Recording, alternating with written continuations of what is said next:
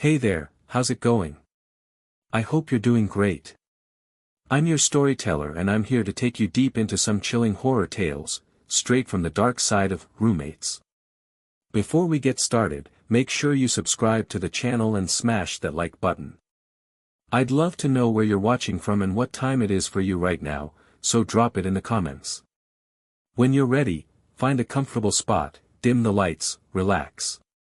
And let's step into the shadows together. Out in the Nevada desert sat the forgotten town of Dry Creek, a speck of dust on the map surrounded by miles of cracked earth, jagged hills, and broken power lines swaying in the dry wind. By day the heat shimmered, burning the skin, and by night the cold crept into the bones. What made the town different from any other forgotten place was its one secret, the old radio station WZRD 103.6 FM. For decades, no one knew who ran it, but the same heavy, dragging voice filled the air every midnight until 3 a.m. The host called himself Jonas Gray. Old men swore they had heard him as kids, and now their grandchildren heard the same unchanging voice. No one had ever seen him on the streets, but his voice lived in the air like smoke. Four friends from Los Angeles stumbled into Dry Creek one summer afternoon on a road trip: Sam, Olivia, Marcus, and Daniel. Sam was reckless, always chasing thrills, the one who dragged everyone into adventures. Olivia was quiet, thoughtful, drawn to old mysteries and legends. Marcus carried himself like he feared nothing, but deep down he lived with shadows of his past. Daniel was timid, gentle, haunted by childhood fears he never outgrew. They rolled past the fading sign at the edge of town, "Welcome to Dry Creek, population unknown." Sam laughed. Unknown? What the hell kind of place is this? The streets looked abandoned, buildings rotting, windows broken. Wind howled through empty doorframes. They checked into the only motel, where the owner, an old, wiry man with hollow eyes, handed them a key and whispered, "Don't turn on the radio at night, remember that." They laughed it off. At the diner that evening, the waitress repeated the same warning, her voice shaking. Olivia felt a strange weight in her stomach. Sam brushed it off. "Every dead town has some ghost story," he said. By nightfall, the desert outside the motel was still as a graveyard. Sam grinned, picked up the radio in their room, and said, "Let's meet this Jonas Gray." Olivia tried to stop him, but the dial twisted itself, locking onto 103.6. Static hissed, then a deep voice rolled out. "Good evening, listeners. This is Jonas Gray. Tonight, I have new guests." Olivia froze. Sam laughed nervously. "Just a recording." But then the voice grew sharper. "Olivia, you still hum the lullaby your mother used to sing, don't you?" Olivia's heart stopped, she had never told anyone. Marcus leaned forward, smirking. Coincidence? But then Jonas spoke again. "Marcus, you still see your father's shadow in your sleep, don't you?" Marcus's face hardened. He slammed the radio, but the switch wouldn't work. Jonas chuckled. "You tuned in. You can't tune out." Daniel looked out the window and screamed. Under each streetlight, dark figures stood, eyes glowing pale white. They swayed slowly, in rhythm to the faint music bleeding through the speakers. Sam floored the gas pedal, but the road never ended. They passed the same "Welcome to Dry Creek" sign again and again. They were trapped in a loop. The music changed. Each verse stabbed at their memories. Sam saw his younger brother drowning, the death he always blamed himself for. Marcus saw the mistakes he buried under bravado. Olivia saw her mother's body swinging, her suicide replaying again and again. Daniel turned, and in the back seat, his dead mother smiled at him, whispering, "Stay with me." Back at the motel, every room echoed with radios playing the same broadcast. Jonas's voice bled through the phones, the pipes, even the bathroom mirror, fogging with his words. The motel owner was gone, but his voice spilled from the speakers. Old Tom signed his deal long ago. Now it's your turn. That final night, desperate, they drove into the desert, chasing the signal to its source. A rusted radio tower loomed, broken antennas creaking. Inside the crumbling station, they found him, Jonas Gray. A tall man in a black suit, wide-brim hat, his eyes milky white. He smiled as if he had been waiting for them. Every listener becomes a guest eventually. And every guest becomes the frequency. Sam pulled a gun and fired. The bullets passed through him like smoke. Olivia grabbed the tapes and smashed them, but her own shadow rose from the floor, gripping her wrists. Marcus stared into the control booth and saw his own corpse grinning back at him. Daniel heard his mother singing, her voice wrapping around him, pulling him toward the microphone. The walls shook with laughter. Jonas raised his hand. This is the last broadcast. And tonight, I welcome 4 new voices. The room filled with their screams. Then silence. By morning, Dry Creek lay silent again. But anyone who tuned to 103.6 heard Jonas's smooth greeting. Good morning, listeners. This is Jonas Gray. And tonight, I have 4 new voices with me. In the background, Sam's laugh, Olivia's cries, Marcus's curses, and Daniel's whimpers bled into the music, trapped forever in the broadcast. Travelers say if you ever drive through the Nevada desert after midnight and turn that dial, you'll hear them too. And if you listen too long, you won't be driving anywhere in the morning. If you enjoyed this story, don't forget to subscribe our channel, give a like and share it with others who love suspense and thrill.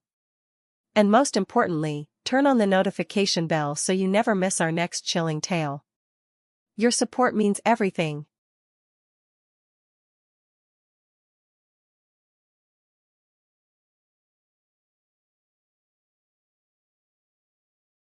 On Boston's rain-soaked nights, the old neighborhoods carried shadows of the past in their stone-built structures. Among them stood the Hellsworth Public Library, an aging building most residents avoided. Its stone walls were stained with moss, its tall windows broken or fogged, and a silence clung to it that felt heavier than the night itself. Old men in town whispered that the 3rd floor hid a locked room, one that held books so cursed they consumed anyone who tried to read them. Years ago, that door had been sealed with heavy chains, yet people still claimed they heard whispers and the turning of unseen pages late at night. 4 friends, Ethan, Claire, Jacob, and Emily, had made a name for themselves by filming investigations of haunted places for their online channel. They thrived on chasing the bizarre, chasing the kind of mysteries most people were too afraid to touch. One evening, an anonymous email landed in their inbox: if you have real courage, go to Hellsworth Library. After dark. That's where you'll find the truth. At first they laughed, but something about the message lingered, drawing them in. They knew if they could capture something there, it would be their biggest story yet. One stormy October night, they stood before the looming library. Rain dripped down the crumbling stone, and the iron gate creaked as they pushed it open. The main door, rusted and scarred, swung inward without force, as if the building had been waiting for them. Inside, the air was thick with dust and the smell of mold. Their flashlights revealed toppled chairs, broken shelves, and cobwebs that swayed gently even though no wind moved inside. Each step echoed like it didn't want them there. The first floor was uneventful, stacks of old books, rotting wood, broken glass. But the second floor was different. The air grew heavier, pressing into their lungs. As Jacob swept his flashlight across a shelf, he froze. A thick book trembled on its own, its spine shuddering. He reached for it, curiosity overriding fear. Its title was The Book of Echoes. He opened it, and found no words, only gray images that surfaced and vanished like smoke. Then suddenly, 4 faces took shape on the pages, his, Ethan's, Claire's, and Emily's, but they were distorted, bloodied, lifeless. Emily slammed the book shut in panic. Just then, an old rocking chair in the corner began to move. A bell clanged somewhere in the building, though there were no ropes, no reason. The friends exchanged wide-eyed glances, their breath quickening. Ethan, despite his fear, whispered, "The third floor. That's where the real story is." Upstairs, they found the infamous chained door. But before they could touch it, the chains rattled and fell, uncoiling across the floor like dead snakes. The door creaked open, and a breath of freezing air spilled out. Inside stood a long table surrounded by 4 chairs. On the table rested 4 heavy books, their covers engraved with their names, Ethan, Claire, Jacob, and Emily. A chill deeper than any cold cut through them. Then a low voice rose from the walls, heavy, whispering, "Finish the story, or the story will finish you." Jacob's trembling hands lifted his book first. His entire life sprawled across the pages, his childhood secrets, his mistakes, things no one could possibly know. On the last page, in bold black script, it read, "Jacob will die in this room." He gasped and flung it away, but his chair suddenly slid back. Black hands burst from the walls and floor, gripping him, dragging him screaming into the darkness. The others tried to pull him back, but the shadows consumed him whole. His cries faded into an echo, like he had been swallowed by the very pages of the book. Claire shook violently, her voice breaking, "We have to get out of here." But the door slammed shut, locking them in. Ethan, jaw tight, opened his own book. His story was there too, his past unfolding in ink. The final line read, "Ethan will deny the truth, but the truth will devour him." Shelves rattled. Books cascaded to the ground, pages tearing loose and swirling in the air. The flying sheets circled them, each page bearing their faces, their shadows. Emily's book flew open without her touching it. There was only one line written inside, "Emily will never leave, because she has always belonged to the library." Her eyes widened as her body began to fade, her skin becoming translucent. She screamed, but her form melted into the air, her voice fading into the very walls of the library until she was gone. Only Ethan and Claire remained. Claire tried to burn her book with a lighter she always carried, but the flame sputtered and died every time. The same voice echoed again, closer now, "Every story ends in the book. Even yours." Ethan's book snapped open on its own. The last page bore the words, "Ethan will see the truth with his own eyes, and it will blind him." He screamed as blood poured from his eyes. He clawed at his face, fell to the ground, and went still. His body twitched once, then silence. Claire stood trembling, the last one alive. She knew she had no choice. Slowly, she opened her book. The words blurred and then sharpened, "Claire will carry the truth to the world, but no one will believe her. And the day she tells it, will be her last." The door to the room swung open. She bolted, running down the stairs, out of the library into the rain. Behind her, whispers and screams followed, pages flapping like wings in pursuit. At dawn, police found her collapsed outside the building, shaking, incoherent. She told them everything. But no one believed her. A week later, news broke across Boston, Hellsworth Library destroyed in fire. On the television, reporters stood in front of the ruins. Yet in the ashes, untouched, 4 books remained. Their covers gleamed with names, Ethan, Jacob, Emily, and Claire. Claire's face went pale as she watched from her hospital bed. She saw the pages inside turning on their own, a new chapter writing itself in thick black ink. The title was clear, The Final Day of Claire.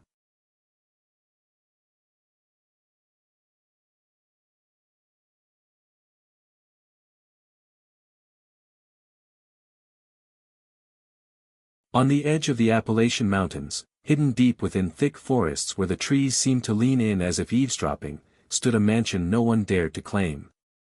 The locals called it the Bellamy House. For over a century, it had been abandoned, yet at night, people swore they saw faint light flickering in the upper windows, as if someone walked the halls with a lantern.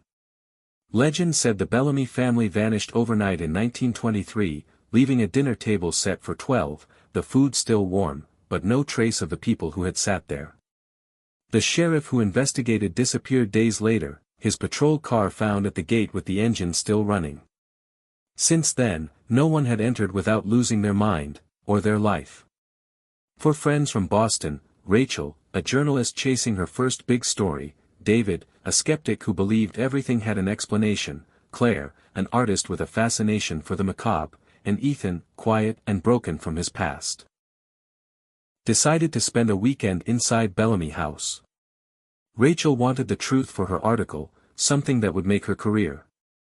David wanted to prove the stories were just myths. Claire wanted inspiration for her paintings. Ethan just wanted to escape his nightmares, though deep inside, he feared the house would feed on them. They arrived at dusk, the forest around them silent, not even crickets daring to sing. The mansion loomed like a giant carcass of wood and stone, its windows black and empty, its porch sagging. The gate creaked open as if it had been expecting them. They carried lanterns and cameras, stepping through the threshold where dust danced in the fading light. The air smelled of rot and something faintly metallic, like old blood. Inside, the house greeted them with silence so deep it pressed against their ears. Every surface was layered with dust, yet on the dining table sat 12 plates, knives, and glasses that looked freshly polished. A faint echo drifted through the halls, a whisper none of them could make out, but all of them heard. Rachel's recorder clicked on by itself, the red light blinking though no one touched it. Claire whispered, "It's welcoming us." David laughed it off, but his voice cracked. As night thickened, the mansion began to breathe. The floorboards shifted with footsteps that didn't belong to them. Portraits on the wall seemed to change expression each time they looked away, stern faces turning to faint smiles, then to weeping. Ethan stared at a large painting of a woman in black. Her eyes followed him. When he blinked, her hand had lifted, pointing toward the staircase. He felt his chest tighten, like a hand had reached into him. They set up camp in the main hall, sleeping bags spread across the floor, lanterns casting weak circles of light. At midnight, the whispers grew louder, threading together into faint words. Rachel's recorder translated them, voices murmuring names. Their names. Claire's sketchbook filled on its own with dark strokes, shaping the Bellamy family sitting at the dining table, eyes hollow, mouths open as if screaming. David smashed the sketchbook shut, but the sound of chairs scraping across wood came from the dining room. They rushed in. The 12 chairs had moved back, the table now set with steaming food that smelled too fresh. In each glass, red liquid swirled as though just poured. The whisper became a voice. "Eat, or be eaten." David knocked a plate to the ground, the food spilling into maggots that writhed and vanished. Ethan turned pale, he had seen his dead sister seated at the end of the table, her lips trembling with the words, "Join us." One by one, the house began to show them pieces of themselves. Rachel found her father in the library, the man who had vanished when she was a child. He whispered secrets she had waited her whole life to hear, until she touched him and felt nothing but cold dust. Claire painted frantically, her brush moving without control, her canvas revealing their own deaths in grotesque detail. David argued with shadows, insisting it was all tricks, but each denial made the house louder, more violent. Doors slammed, windows shattered, and unseen laughter echoed through the halls. Ethan wandered to the basement, drawn by the same hand in the portrait. He found cages, chains, and walls covered in carvings, words etched with fingernails. They all said the same thing, "The house is hungry." He turned and saw himself chained, screaming silently in the dark. His body trembled as he backed away, but the vision reached out, and he felt the shackles close around his wrists. By 3 a.m., the friends realized they could not leave. Every door led back inside. Every hallway folded into itself. Time was unraveling, minutes stretching into hours. Rachel begged the others to keep recording, "If we die, someone has to know." But her recorder only played back screams that hadn't happened yet.